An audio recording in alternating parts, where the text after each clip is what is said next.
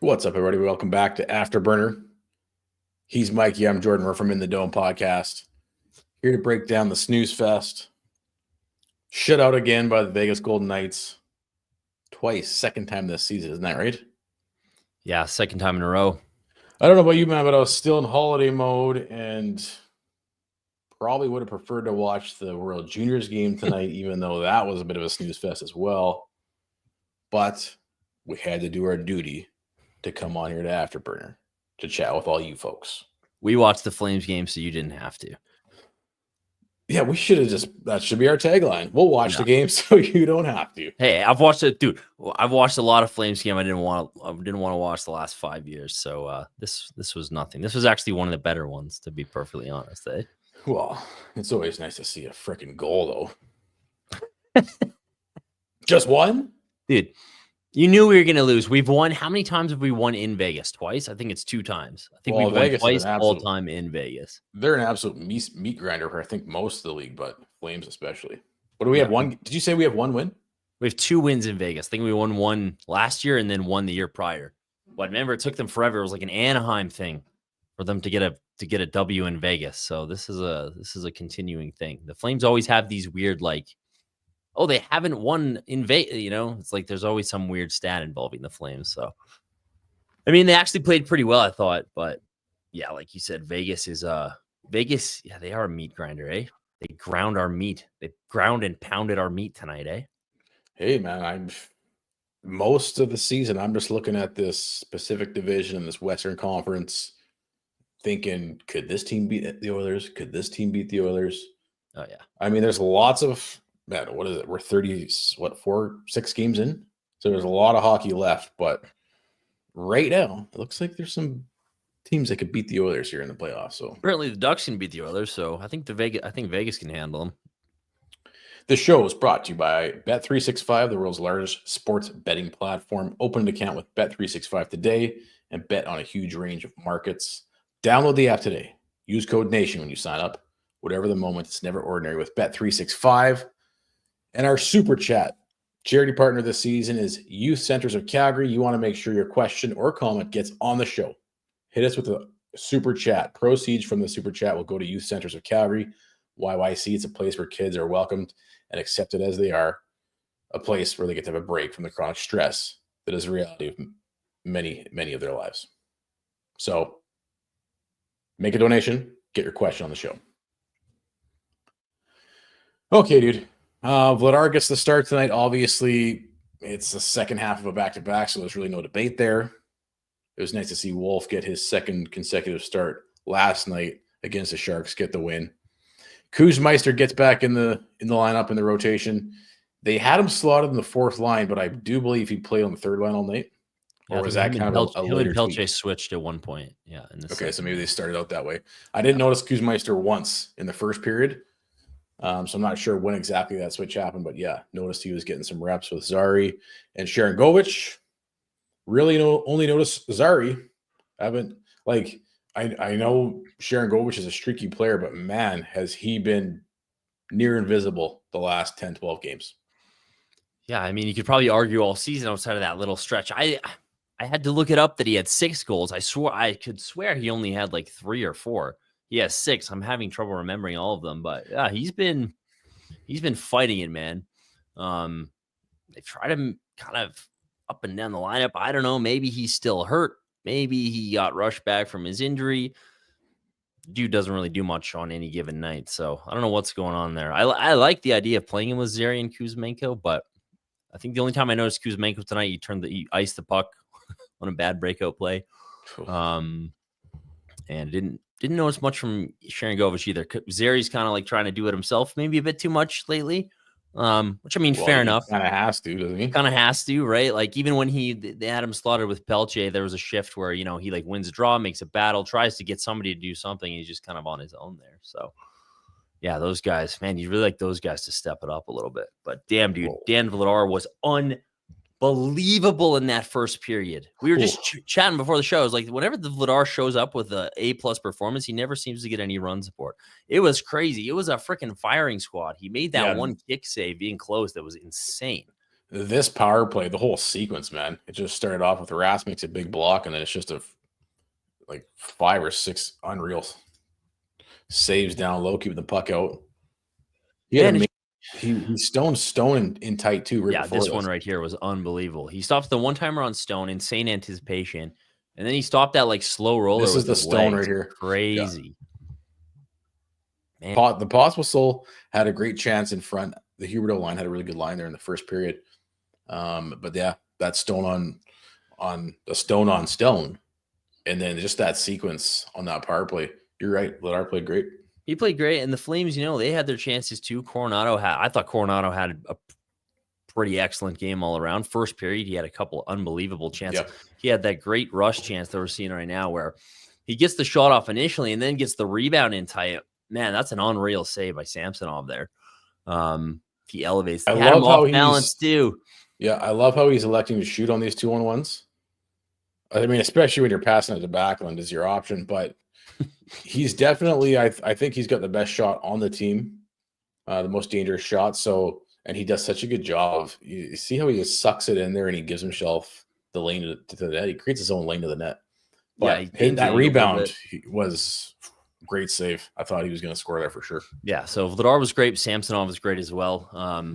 Game kind of turned when the Flames, they have a full minute 5-on-3 and then a 4-minute 2.5 plus on the double minor there. I mean, just couldn't get anything going at all, eh?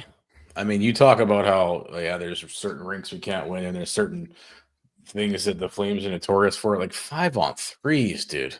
Certain universal. Why do we have to suck so bad on 5-on-3s? It's like it's already painful enough you have trouble scoring, but like 5-on-3, you get the 5-on-3, you're like, oh god, watch me when you get a shot on net. I don't know. Did they have a good opportunity 5-on-3? I don't think they had much of a dangerous chance on the 5-on-3 itself. I think later on the power play, Huberdeau set up a nice chance. But man, I don't know how they make that 5-on-3. And the power play's been pretty good lately too. It's incredible how it's like they look less dangerous on the 5-on-3 than in the 5-on-4. I don't understand that. I don't understand how there's no movement and just like it's just seems to be a super static 5-on-3. Like what? Yeah, was there one cross ice pass? Oh, dude, no. Well, we just saw like the Vladar highlight pack we just saw where Vegas is on their 5-on-4 power play, right? And there's like 2 or 3 touches before the shot goes off. Then there's a rebound chance. They didn't see much of that from the Flames power play tonight. It was a lot of hopes and prayer lob shots. You dug this up. I'm like, dude, give me some. We have to be the worst team ever on 5-on-3. You said since 2008. Since 2008, the Flames are 27th ranked on 5-on-3. I don't even know. Was there 27 teams back in 2008? I mean, if you're factoring expansion, man, that's basically dead last in the league in the past. You're gonna make 14, 16 years. Yeah. Well, again, that's one of those universal constant things where it's like you have to go look it up and you're like, yeah, it's like you feel like the Flames never score on 5-on-3, and then you go look it up. It's like, yeah, we never score on the 5-on-3. It always seems to be happening. Even when we were good, even when we were like ripping the league apart in like 21, 22, we still 5-on-3s always seem to be this team's kryptonite. It's really weird. Dude, what is with Kuzmenko? I mean, he comes in trade deadline last season. He's scoring at an unreal pace. I think he was scoring at an 80 point to 100 point pace. Was he? Oh, yeah. 40 goal pace almost. 40 goal pace. The guy can't even fucking score a goal of his life dependent on it. It's like, dude, the guy can't even like 5-on-3, you should be able to. Was he even on the 5-on-3? I don't think he was even on the 5-on-3, which I think maybe was a bit of a mistake. I understand he's been, not particularly great, like you're saying. But that's, if you have a moment to use him, that would be a chance to use him right there. So I don't know what's with him. It's very odd. Like, what is he still on 1 goal? He's got to be, right? Still on 1 goal. It's crazy. I don't understand. What happened. And to be honest, like when I watched him early in the season, I didn't even think he was that bad. Tonight he didn't do much. I don't know what's going on with him. Is he just always hurt? Did they rush him back from injury? What's just banged up, trying to get back into the lineup? It's very odd because, I think most people at the beginning of the season, like the Flames' success has been a bit of a surprise this year. We're fucking tied with Dallas. Dude, you coming into tonight, you're tied with Dallas for the final wildcard spot. And I'm like, how do you have the same amount of points as Dallas? And Kuzmenko has 1 goal. Sharangovich has 6 goals. You've scored you scored 4 more goals, what, 3 times this season now? Yeah, they have what 12-3. I saw Robert posted the stat. It was like they've won 12 games. They lead the league in goals where they win scoring 3 goals, 12 games. And you're just like, how is this happening? Because I think if you ask most people, okay, if the Flames are gonna be better than people think this year, you'd think, oh well, like Kuzmenko is gonna be continuing on a success last year. Kadri's gonna keep rolling. Sharangovich is gonna keep rolling. And it really hasn't been that, which has been really surprising. I think we all thought the strength of this team might be that they have some underrated skill up front with those guys I just mentioned. And it's really been the opposite. They've been pretty stingy defensively, and the goaltending's been outstanding most nights. And the scoring has just been, well, man, it's just, you can't, pretty much you need perfect goaltending to win. That's pretty much what needs to happen. Dan Vladar played out of his fucking mind tonight, and you still can't even win. So you need near perfect goaltending just to have a chance. Because I mean, a team like Vegas, they're so sound defensively that they shut us out twice this year. So I mean, your goaltender needs to have a shutout in order for you to have a chance of winning the game against the Knights. How much of this do you think is systems? I don't know. Like, I think there's just maybe seems something like to be said about just some of the roster decisions and where guys are playing and slotting. You know, I think there's a little bit of that going on. Like we mentioned earlier with a guy like Zary, like I think a lot of people have been kind of curious or kind of banging the drum to see him maybe play with some more skilled players. Because he's kind of been, you know, he's playing with kind of the outcasts or guys who maybe don't have the offensive ability. I don't know. It feels to me like has much changed from last year in terms of what the Flames are doing on the ice and what Husky has them doing. And guys like Kuzmenko and Sharangovich were scoring at a torrid pace last year. So I don't really know what's going on with the goal scoring. I don't think much has changed, really. I'm taking a quick peek at the chat. All I see is something with the Wranglers. At what point does Rory Kearns need to get the fuck up here, man? Yeah, maybe like 2-3 weeks ago. Well, think about where we'd be. You know, I know Huberdeau's having a bit of a resurgence here, and you know, Kadri's been playing well of late. And Coleman's been absolutely lights out the last 2-3 weeks, maybe last month. But think about where we'd be standing wise without Zary and Coronado. I know those guys aren't leading the team in scoring by any means, but on any given night, those guys are, you know, affecting change a lot of the time. A lot of the guys driving the offense are those two guys. So, hey, could a guy like Rory Kearns give you a little bit of a boost? You know, I think so. Hey, yeah, if you're freaking leading the A in goals, why not? You're looking by what's worked for this team in the past 2 seasons, it's been some of the young guys getting called up. Well, yeah, and we saw that last year too. That's not that they're still in a pretty decent spot here, and they played a pretty good game tonight. But you know, you saw this happen last year where it was like, fuck, we can't score, we can't do much of anything. Kadri's dragging, Huberdeau's dragging, and they called Pospisil and Zary up, and you know, they really brought a lot of players to another level when they got called up. So yeah, I'd like to see a few more guys. See a few more guys up here, whether that's Stromgren, whether that's Kearns. I don't know. I think you could probably sacrifice Kuzmenko, a Rooney, a Lomberg on any given night for a guy who maybe has some more offensive upside and is excited to be here. Well, especially if these are going to be your potential solutions, you know, come 3 to 5 seasons from now. I mean, it might as well make sense. It makes sense. Yeah, giving them some reps now, especially when they're having an unreal season. If Kearns is scoring at this clip in the AHL, this might be he's scoring the most amount of goals he's ever had in his life. Might as well see what that translates to in the NHL. Especially since he's a centerman, you know, all we hear is, oh, Conroy wants, he's after a 24 and under center. Well, he's down there. He's right there. Miromanov gets back in the lineup tonight. I know you weren't a big fan of this because you thought Hanley had a great game. Yeah, I thought he was great in San Jose. Well, not great, but I thought he was good. I don't know. Miromanov looked okay tonight. I mean, he had that one chance that I thought he blew it wide, but if you look at the replay, actually, the goaltender made a great save. But I don't know. Not a big deal. I don't know. I just thought Hanley played well in San Jose and probably deserved another. He was good with Uyghur too. And Miromanov's been kind of hit or miss. Maybe you want to play him against his old team. That's the Flames. I remember Sutter always, who always used to do that? Who was the coach that always did that? Was that Ward? It was like anytime the Flames were playing an old team, it was like, yeah, we got to get the guy playing their old team, and never really worked. So it's definitely Ward. Remember, Lucic. What was it? Every time they played Boston, Markstrom had already played like 12 straight games and he needed a break. And then he's like, half playing his old team, injured, you better his put knee him in is blown there. out. Yeah, exactly. Meanwhile, Levo's scratched.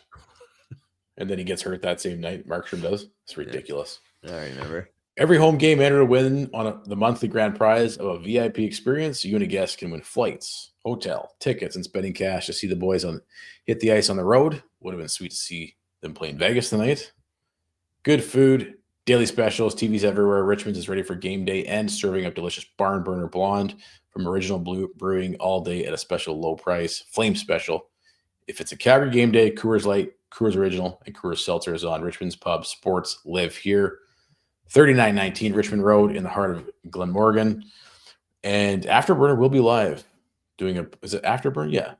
Post-game show in Richmond on January 7th. So Afterburner will be live January 7th. Make sure you come out and say hi to the boys and girls. I don't know who's doing it, but not us. I know I'm not doing it. I'm not doing it. I'll be in bed. Yeah, I think the first period was the best period of the game. We talked about those little chances by Coronado and the saves by Vladar. Hanifin gets in behind Pahal. Did you see that?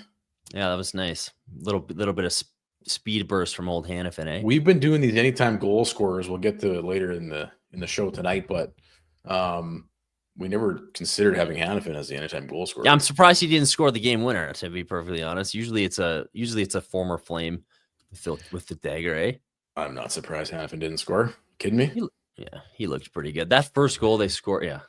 I saw him. He took one shot. There was one shot he took. He's at the blue line. He blasted about, like off the glass, about 8 feet over the net. I was like, yeah, that's the Hanifin I remember right there. That's the Hanifin I remember. Way wide. Yeah. So what else in this first period? Can't convert on the 5-on-3. We went over the stats. And then Vegas can't convert on the double minor to follow it up, eh? Fuck. Pretty on brand, if you ask me. Well, that was the turning point, right? I think we both texted each other. We were like, yeah, Vegas is gonna take advantage of this for sure. And sure enough, they did. Unbelievable goal. That was sick. I don't know what Hubie was doing. Like, did he drop his stick? You can kind of see on the backtrack of the replay. He's like fumbling with his stick. It's way over. Looked like he was late on his back check at first, but I think he dropped his stick and then went to go get it or something. And then Pietrangelo was wide open. Not sure what happened there. Yeah, you said you caught that. I was just kind of looking at it was Rooney on his back check. Yeah, basically all over the place. So it was 3-on-2 kind of turned into a 4-on-3. But that was the second period. Yeah, you can see. Yeah, you can still see. So Rune Dog, the Rune Dog, two guys chasing the puck, and there's Hubie late. And at first, I was like, "Oh, Hubie's dog in the back check," but then you can see in the background they showed like the pretty bad defensive coverage as well. Have you noticed that whenever they have that little ticker where it's like, "Oh, these guys have been hemmed in their own end for over a minute now," it's always Huberdeau and Cotter. Don't Eichel line, eh? Well, it's a pretty tough line to go up against, but yeah, I mean, we've been kind of bringing this point up since the head coach wants to put Huberdeau and Cotter on 3-on-3 every night in overtime. They're not that great 5-on-5. Well, yeah, they're very high risk reward. Well, I don't know the reward. The reward's been there recently, but a lot of risk, right? And they got stuck. They got stuck in their own zone a lot tonight. And when they get running around, they're not really necessarily the two best defensive players in the entire world. So, when you're going out there against, like, again, Vegas meat grinders, Jack Eichel, meat grinder, Mark Stone, absolute beast meat grinder, that's going to be a pretty tough night for those guys. Yeah. Those are great hockey players, man. They play together right on the line. Yeah. Stone, Eichel, and who else on that top line? Frick, I'm blanking right now. But every time I watch Eichel, I think, how the fuck did Buffalo mess that up so bad? What are they doing? He's so good. And Millen was blazing him all night. And I had watching Reinhart. And Reinhart and Eichel win Stanley Cups elsewhere. Yeah, it's like watching Kachuk and Bennett do it. Interesting. But yeah, Jack Eichel, man, that guy is an unbelievable player. I think it's, you know what? I was going to do this later, but I think it's time for the Alberta Blue Cross meaningful moment of the week. If you're planning a trip, make sure you remember to pack travel insurance from Alberta Blue Cross. When you've got Canada's most trusted travel insurance in your back pocket, you can focus on making the right kind of memories while you're away. Visit ab.bluecross.ca/travel for more info. The moment of the week has to be Jonathan Huberdeau peaking right in the middle of tank season. Scores 2 goals against the Sharks. Nice little tip there. He's just on a torrid pace this December. Just scores every game, it seems like. Yeah, he had to make up for last December where he had 1 point. This is an awesome empty net goal. I like it. This is Working probably his the best. Balls off. That was probably the best goal I've seen him score, to be perfectly honest. That was great. Yeah, look at him. Took one in the chops tonight. Look at this. Taking high sticks. I think he was spitting out chicklets, wasn't he? Using his body. Didn't miss a shift. Came forward, looking like a beast out there. Helped us blow that 5-on-3. Here it is. Match Dixon Gasling finally ready to tank. Huberdeau comeback season. Well, dude, this is so on brand, right? Perfectly timed. The 2 years we want to be good, 0. Last year we want to get good, 0 points in December. This year we've got a draft pick on the line. MVP Hart comeback Hubie season, baby. Yeah, we sure don't want to lose that. Anything outside of top 10 is in danger. Listen, he's been really good. Season, maybe. He's been really good. And it's been really encouraging because I know we joke about him and make fun of him a lot, but obviously we're all Flames fans and we want the guy to succeed and we want the teams to succeed. But he's looked really good recently. And you know what? We all know he's not. That's why I get sick of he's back. Like, he's never going to be what he was. We all know that. Well, but the biggest difference I've noticed is he's just playing with some drive, playing with some desire, moving his feet. Heart. Yeah, like that one goal he drove to the net, burned to the defender wide, cut hard to the net. I've never seen him cut hard to the net like that. Yeah, before. Like that shorty he scored the other night. Scores that empty netter, works his balls off for that. Tonight he's getting high sticked, bleeding, spitting out something out of his mouth. I don't know if it was partially his teeth or not, but didn't miss a beat. Love it. Yeah, well, and I think, where I'm at with him is, like I said, I don't think anybody's expecting him to be a 100-point player that he was. But can he be a Yuri Hudler type? We've been saying this for a while. It's like, can you be Hudler? Can you be a guy who's going to help, who's going to be an effective player night in and night out and help kind of get some of these young guys on track? And unfortunately, he hasn't really been that either for the line share the last 2 years. But I think this year he's, they were talking, there was kind of this talk about, he's reinvented his game, this and that. I don't really think it's anything more complicated than, he's actually maybe getting a bit of luck this year. Well, and he's shooting the puck and getting to some greasy areas. I was looking at his shot location data that the NHL tracks, the NHL Edge. Yep. If you compare where he's shooting the puck from he's almost shot as many shots from the inner slot this year as he did all of last year. Like, that's crazy. You can see his stats there last year. 63rd percentile in terms of high danger shots on goal last year. He had 32 from that kind of like high slot last year, 9 from the inner slot. That's the entire year last year. Dude, that's the entire year he had that many. Yeah, that's the entire year last year. And then if you look at this year, I think he's already up to 30. Yep. Yeah, there's his numbers from this year. He's already up to 30 in the higher slot, and he's got 4 right in the crease there. And you can see he's like the 94th percentile in high danger shots, 98th percentile in high danger goals, and his shooting percentage, he's been finishing in there too. So, he is getting to those areas finally. And I think that's really been the difference. And he's shooting from those areas, I think, is the other thing. It's not, you've got a wide open net, and for some reason you're going to do a backward spinorama between your legs pass when you have a wide open net in the slot to the defenseman behind you. So yeah, I think it's just really as simple as that. He's kind of simplified, and he's been driving the net a bit, and he's been moving his feet. Yeah, how many of those passes or how many of those opportunities in the slot last year ended up in passes and not shots? Insane. A lot. Amount. Probably just it was 30 shots. It had to have been 30 passes. Right? Yeah. At least 20. 30 between the legs passes, probably. So good old Hubie. He's Good old Hubie. Good on him. He is the moment of the week. Peaking during tank season. Gotta love it. Okay, Derek Newman Group with CIR Realty. Buying or selling, let Derek do the work for you. Email at dnewman@crrealty.ca or call 403-619-6661. Complimentary in-house staging consultation, accountable and available. Whether it's your first home purchase or you've bought and sold several, he will take the time to understand your goals. On the selling side, he will do a pre-listing consultation and help you every step of the way with a comprehensive marketing plan, detailed analysis of other comparable homes in the market, ability to find homes off market and go the extra mile to hunt down options for buyers. If you're interested in buying or selling your home in the greater Calgary area, call Derek at 403-619-6661, and he'll make it easy for you. Let Derek put his network to work for you. Second period, like I said, Vegas kills off the remaining how many partial minute left in that double minor, immediately followed by Rasmus Andersson taking the most blatant hooking penalty I think I've seen since 1990, dude. You see this thing? What do they call this? The point was he's like, all right, I already know this is going to be a penalty. I'm just going to hook the living fuck out of him. I think right there, he's like, yeah, buddy's gone fishing there. Yeah, that's not a great penalty for Ras. I know he's played a lot in the last 24 hours, but geez, dude, like just move your feet a little bit, eh? Man, Eichel's good. How the fuck did he still get a shot off there? Man, holy he looks smokes. Good tonight. He looks bad penalty. That was the first of two kind of pretty bad penalties from Rasmus Andersson, to be honest.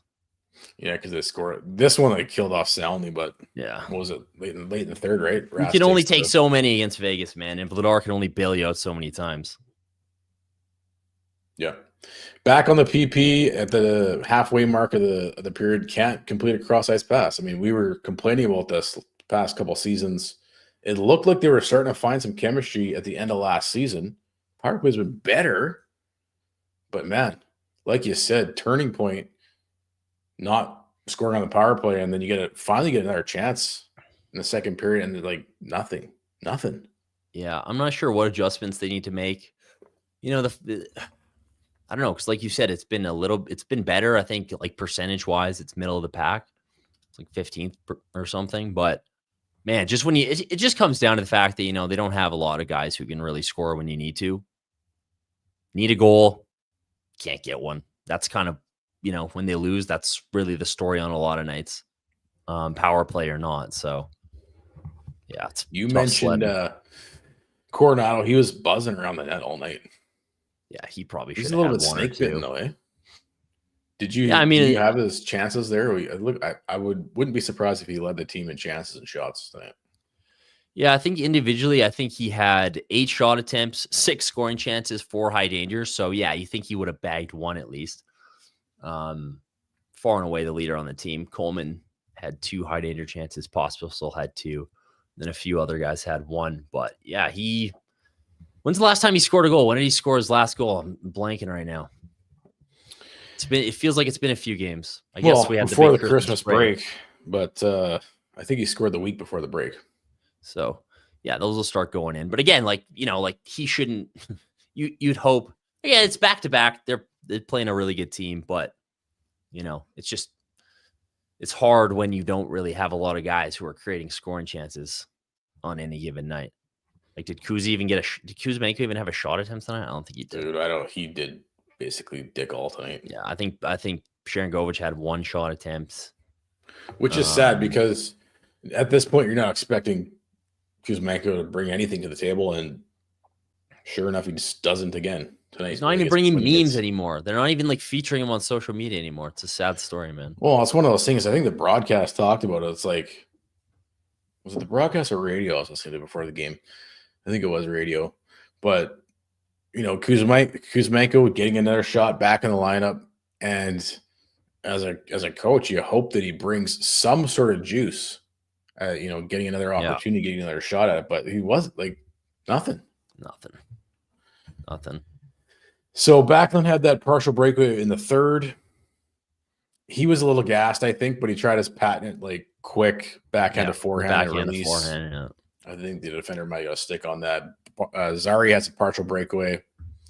I'm starting to think Zary might lack finish, dude. He went to the Backlund school of finish. I mean, yeah, that's that's typical. I think we kind of knew that. We've seen that a little bit. I mean, he makes highlight reel plays a lot and then can't really, finish the deal. So yeah, I think that was the thinking behind Huska putting some line mates with who you could hope would finish in Sharangovich, but that hasn't necessarily been the case. Well, man, if they can find a way to get Kuzmenko going like he was, to finish up the season, and he's playing with Zary, that might just unlock another level of. Well, yeah, that's what's crazy is like if Huberdeau even keeps up this kind of like point per game pace where he is an effective player on a night-to-night basis and helping you win games, and you had one of Sharangovich and Kuzmenko even playing near the level they were at last year, like that's what's crazy. That's what's crazy when you always break down the Flames.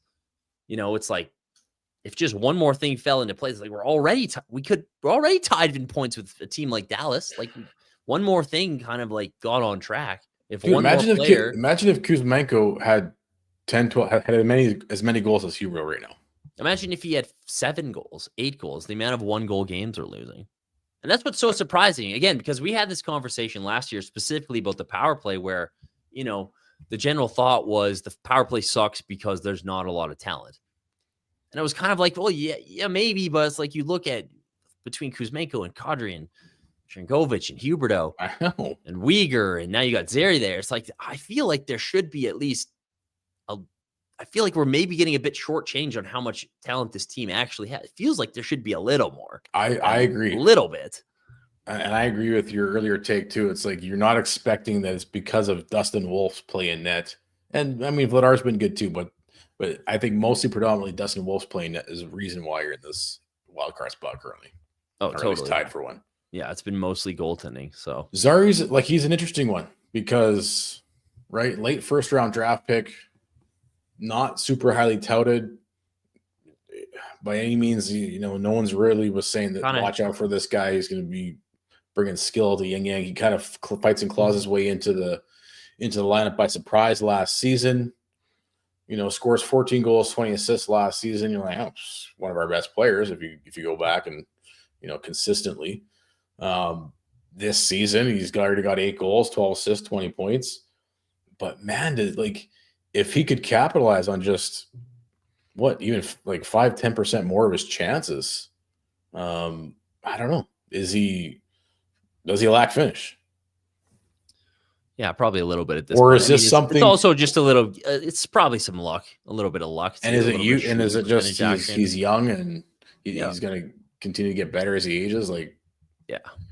I mean, I'm sure there's probably some comparable players you can compare to in his career arc, but he's also playing center for the first extended time in the NHL, so that comes with a lot of extra responsibility that he's probably focused on as well. So, I think he'll get that. I don't think we're projecting Zary to be like the Flames guy in the 3, 4, 5 years where it's like, yeah, he's our star number 1 center. He's probably going to be. Do you project him to be a 60, 70 point guy? Maybe top 6 in 3 to 5 years? You'd probably if there's skill on this team, I don't see how he's not putting up that type of numbers. Yeah, so you probably slot him in maybe hopefully below some of those more elite players that start entering the team through the draft. But I mean, I think him just proving that he can play center. I think maybe once he gets established with some more skilled line mates, I think then maybe we'll have a better idea of what his ceiling is. Yeah, good point. I mean, I'm looking at his goal totals. 3 seasons with the Blazers, 11 goals, 24 goals, 38 goals. So he's progressing each year. I mean, 40 goals in 57 games in the WHL. That's a nice stat. Shake a stick at, right? Stockton Heat, in 62 games, he scores 16 goals at the AHL level. That's enough to warrant him a call up, and then he just cements himself in the lineup. Scores 21, I guess, or 14 in his first season at the NHL level. He's got 8. I don't see what he finishes with, but I would just love to see him go to the next level because I think he's just great. He's dangling guys on a nightly basis. Yeah, for sure. I think maybe some defenders have kind of caught on to his one little kind of like toe drag move. He kind of tried it a few times tonight. And, against a very experienced Vegas decor, they're not having none of that.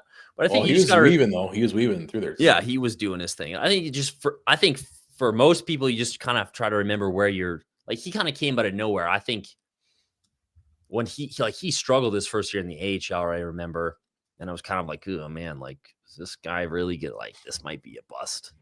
And it's not like he lit the world on fire there by any means in the couple years or the 1 year he played after that. And then he came up and it was just like, holy shit, this guy does have NHL skill. Wow. Yep. I wasn't really expecting him to be this good at the NHL level. So yeah, I only expect him to get better. So get him start playing him. I'd like to see him play with Coronado because I know Coronado's buzzing with Backlund and Coleman. And maybe you don't want to disturb that too much, but I'd be really curious to see those two guys play together and feed off each other. I know I've said that every time I'm on this fucking show, but it's true. We'll see already. I mean, you mentioned it. Rask takes that bad penalty late in the third. It kind of solidifies the deal. Vegas goes up 2-0 with that was their fourth power play. Like you said, you're playing with fire. Yeah, playing with fire at that point. And, Rasmus, dude, you know what you're doing. Come on. He grabbed his stick. I know he complained a little bit. And I understand, like, that felt like a game management call, but still, like, you can't be doing that late in the game. It was nice to see Coronado on, the final minutes with the extra attacker out there. He made that unreal dish to Rasmus Andersson. I think the goalie made a great save. Yeah. But Coronado almost sets one up there in the crucial minute. Yeah, man. He was the best. He was probably the best Flame skater, like we mentioned. Led the team in scoring chances, high danger chances, shot attempts. He was pretty awesome tonight. We talked about Sharon Goers, right? We talked about how much he sucks. Dude, I'm starting to think the guy blows. I mean, does he need more Lego or less Lego? Maybe we should confiscate his Lego. At this point, I'm thinking it's less, dude. Honestly, he should probably sit for a game. Seriously. Yep, I agree. It's like you go in the dressing room. It's like everybody's like paying attention, and it's like he's like building like Lego the Batcave, and like it's like Yegor, pay attention. God damn it, what are you doing? I mean, you're looking at his ability to score last year, especially in the last third of the season. You're like, holy fuck, man, this guy can put the puck in the net. Some of those power play goals just sniping.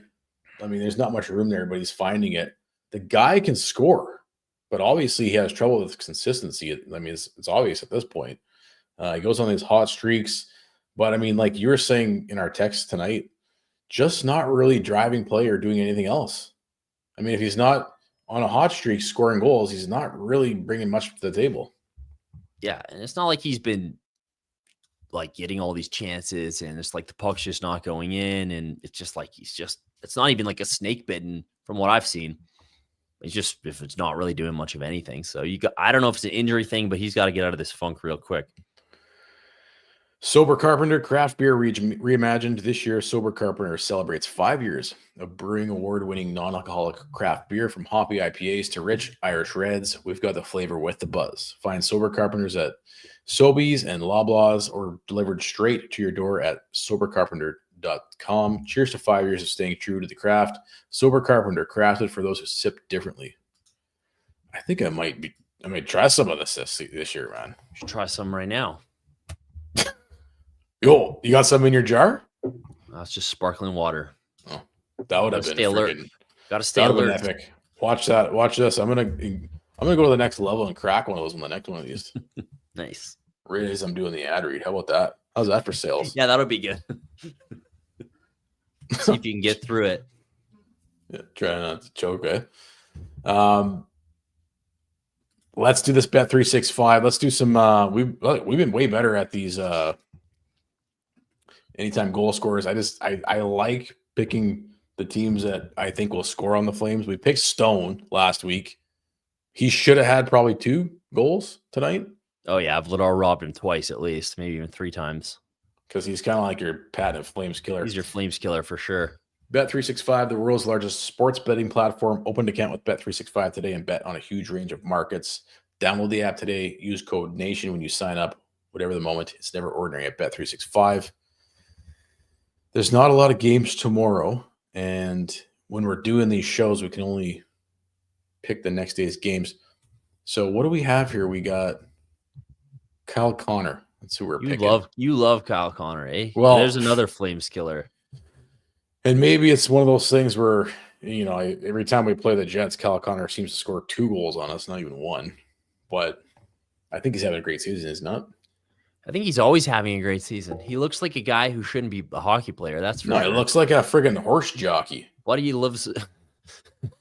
I always get a kick out of these players who are like, if you were in the middle of like what An airport or something, in or the United just, States in the yeah. Mid East or whatever, and just like they'd be like, "What? This guy's one of the best goal scorers in the National Hockey League." As if it looks like he should be on pest control or something. Just show him and it looks like him and McDavid should be like Edmonton City, like rat patrol or something, eh? Yeah, It's like shit. working deep in some warehouse with like a lot of other weird looking guys. Dude, he's got 49 points. Yeah, he's a good player, but looks like more of a dweeb than me. No offense, Kyle, but $20 bet will net you $46. Whatever the moment, it's never ordering at Bet365. Jack, we got any questions we want to get to? I guess I'm going to look at the chat. I saw a good chat that just said everyone's a Flames killer. That really does seem true, eh? It's like everyone you look at, you're like, that guy scores against the Flames all the time, every single time.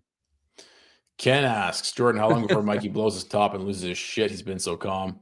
Hey, it's holidays, funny. man. Once it's very rare, but when you get him late at night, every once in a while, I'm like a little relaxed and, Well, there's nothing to get juiced up over tonight. Yeah. No bad coaching decisions. No terrible officiating that cost us the game. There was some terrible officiating, but hey, man, when I'm on holidays. What is with this franchise wanting to finish mid all the time? It's worse than being bad. Ugh. Well, this really is. It's tough, man. Yeah, it is tough. And this really is the overarching, kind of like narrative of this season more than last season. Because last season, the writing was on the wall. And I was like, yeah, we suck. Like, we're going to be picky in the top 10. But, this season, it really does seem you come into this season excited, just being like, sweet. Like, get to see sign some me kids up for this play, pain, short-term pain for long-term gain. You get so excited about how well the Flames have been drafting lately. You got Perek at 9th last year. Freaking Henry Muse in the third Henry round. Muse is he's leading the OHL now in defensive scoring. You look at the prospects pool and you see Wolf coming, he's playing the way he's been playing, and Zary stepping up, and now Coronado's scoring. It's like it's exciting. Yeah. You're just like, yeah. I'm so bought into this rebuild. Let's go. And all of a sudden, it's just like, fuck, there we are. All of a sudden, Huberdeau's turning on the Jets, baby. Just living 1 point out of a playoff spot in 16th overall in the league. I mean, the good news is you're only 6 points out of top 10. It's really tough. And it really is like the metronome meme where it's like fucking tank. Oh, I'm back in. I'm back. It's really, it's so over. We're so back meme situation. Yeah. Because like you said, like they lose this happened last year a lot too. They lose 3 games and it's like, yeah, Tank's back on. Tank is back on the menu. We're like 3 points out of dead. We're 3 points out of like 25th, 26th. We're going to be picking top 8. And then we win like 3 games in a row. It's like, well, fuck, we have the same amount of points as Dallas. What's going on? And it just seems to, it's always in the back of Flames fans' minds. I think what you have to remind yourself is that I don't think Conroy could have put his thumb on the scale any harder for this team to suck ass this year. Yep. So I think the intention was there for them. However, I'm still not loving the weekly and nightly management decisions they're still leaning a little too hard on the veterans in the lineup. Like, do you really need Rooney in the lineup right now over taking a look at Cairns and what he might bring to the table? I don't know. I'd like to see them lean a little heavier into the player development in terms of these young guys and getting a better. Like we gotta. I agree. Well, and are the Wranglers still top in the league? I think so. They've been absolutely awesome. Let's see what else is down there. Isn't Stromgren's playing well? Stromgren, yeah, he's having a good season. So we thought we might get to take a look at Cooley, but Vladar just bounced back from that injury pretty quick. Yeah. So just to finish that thought, he put his thumb on the scale, and that's why all I'm focused on, which is why everyone on the show, I'm just talking about like Wolf or Coronado or Zary or Cairns or any of these guys. That's really all you can do now if you're management, and that's really all we want to see because you can only control so much. So the things you can control is the development of these young players. So that's what's the most important thing right now. But Well, fuck, dude, we're destined. We're destined. Why fight? Why fight the fact we're going to finish 17th? We know it's good. We knew it was good. As soon as we all found out that draft pick was going to be on the line this year, bend over and accept your we're just destiny. like, you should have just given it to them at the start of the season so we could all just stop worrying about it, to be perfectly honest. Bend over and accept your destiny, Flames fans. Yeah, exactly. Forever mid 16th. Why bother trying to make the playoffs? We just get swept in 4 anyways. I mean, if we played, who would we play? Either, well, I guess Vegas. right now you'd play Vegas Winnipeg or Vegas. Yeah. Imagine playing Oilers in the first round. Waste of 8 days. Dude, I'd be down for that, to be honest. Well, maybe you could just the only way I'd be into this playoff thing, well, you know what? If you're gonna lose the pick, I just hope you make the playoffs as opposed to finish just outside the playoffs. But I'd like to see them play the Oilers and upset them. That'd be sweet. The good news is you're only a 3 to 5 game losing streak away from being back in bottom 10. Seriously, there's not that much space. You're only 1 point. Huberdeau having 1 point in January, like he did last December, to being back in the top 10 discussion. The parity is very strong this year, and yes, there's some teams that are kind of they've owned top position all league long, like the Vegas Vegas and Winnipeg. But there's been a lot of teams that are they're all there's a lot of parity mid. Yeah. And we're only 6 points out of bottom 10 spot. And then it gets pretty tight in there too. So like we were talking about, the margin of error is so slim for this team on a lot of nights. You got to think, like, at some point, the fact you can't score more than 3 goals on a good night is going to catch up to you. So, well, dude, and then what's the classic thing? Like in the final third of the season, how much harder it is to score goals then? We think we're having a hard time scoring goals now. Just wait till everybody's locking it down and wait till the home stretch of 20-25 games. So there's still hope. There's still hope for the tank. Hey, there's something for everybody this year. If you're on Team Tank, there's still hope for you. If you're on Team Wolf, yeah, exactly. There's a little bit for everybody. If you're on Team Huberdeau, something for everybody this year. All right, we got any more questions throw up here? Who'd you ideally recommend place with Zary? I want to see him and Coronado together so bad. I mean, you made a great point, Mikey.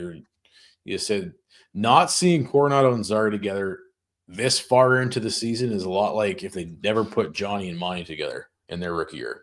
Yeah, like Johnny and Monty were obviously, Gaudreau is obviously a superstar, but you kind of you'd like to see those guys play together a little bit. And well, if these are two of your guys that most people can agree on that'll be on your team in 3 to 5 years and part of the ideal vision and solution at that time, don't you want to see if they have any chemistry now? Well, and to be perfectly honest, I think just from a winning on a nightly, like a strategic, like a strategy to win on a nightly basis, put your two of your most highly skilled offensive players together. Like, I do think there's Huska's kind of trying to spread it out a little bit too much, that on nights when you can't score, like, load up a little bit once in a while. Yeah, big time. We got time for one more.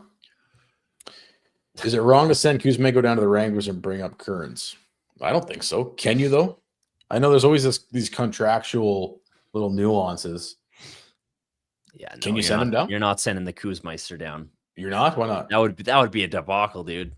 I think he's got to know. He's got to know trade clause at least.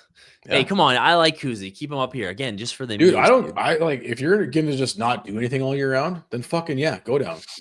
I don't see why you wouldn't.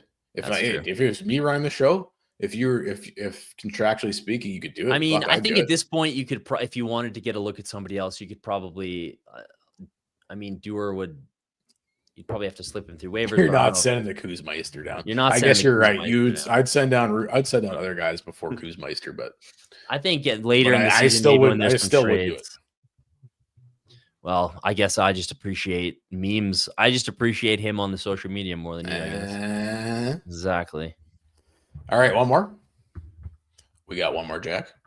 I think we're good. One more. All right, last one. I like Vladdy, but I think he's leaving anyways. Why not capitalize on trade value? I don't care if he lost or won today. We've talked about this a little bit. You've kind of swayed me. Like, I don't know if he is necessarily leaving. I feel like the team likes him. Flames seem to like him. Flames seems to like him. Coach seems to like him. The media is still perplexed about who the number one goalie is. A lot of fans are still perplexed at who could possibly be the number one goalie, even though if you look at every single, statistical category that's available to look at for goalies, Dustin Wolf has by far and away been the better goalie all season long. But I don't know. I was kind of hoping that we were going to get a quick little look at Cooley when Vladar was down there, but man, he rebounded too quick. Yeah, I wouldn't be surprised if they hung on to Vladar for a little bit. Maybe like on a shorter term, 2-year type deal. I don't know. I guess when I saw him mention in the chat, like maybe should have jumped on the opportunity to trade him to Colorado. Yeah, I kind of agree with that. I don't know. I just don't know what you're going to be getting for a guy who's got what is he still, even though he's great tonight. Don't turn this into shit on Vladar hour, but he's got a sub 900 save percentage. I don't think many, like who's like, I'll give you a 4th round pick for that. Like, I don't think so. I think he's probably more valuable to the team at this point than he would be. I mean, that would be my take. Well, what's he worth on the open market right now? Yeah, I don't know. Not much. A 4th? Eh.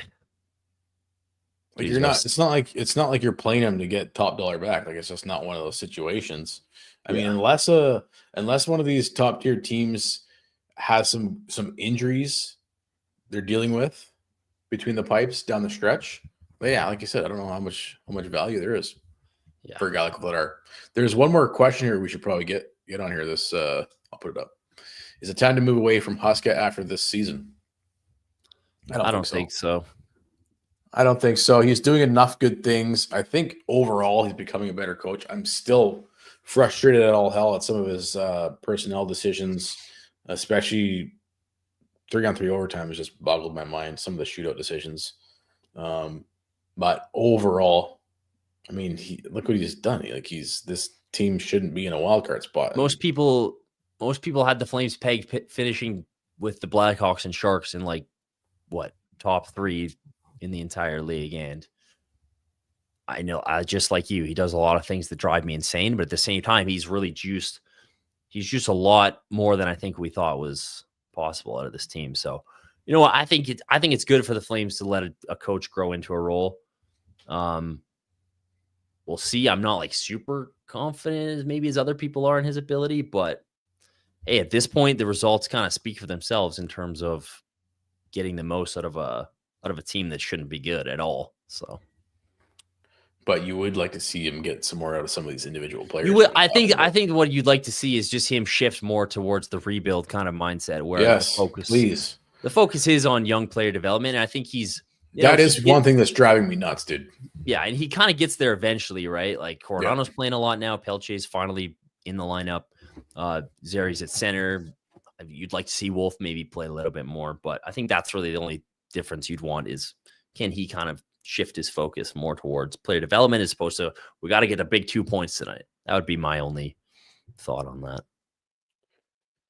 Okay, thanks for watching, everybody. We're going to be back hosting next Saturday. Who are we playing again? Nashville. Oh, God. Is it in Nashville? The only team that scores less. Please tell me it's in Nashville. I think it's in Calgary. Because the games are great in Nashville. The games suck here. In Nashville, you're in for a barn burner. We'll see what the game in Calgary has in store. Good night, everybody.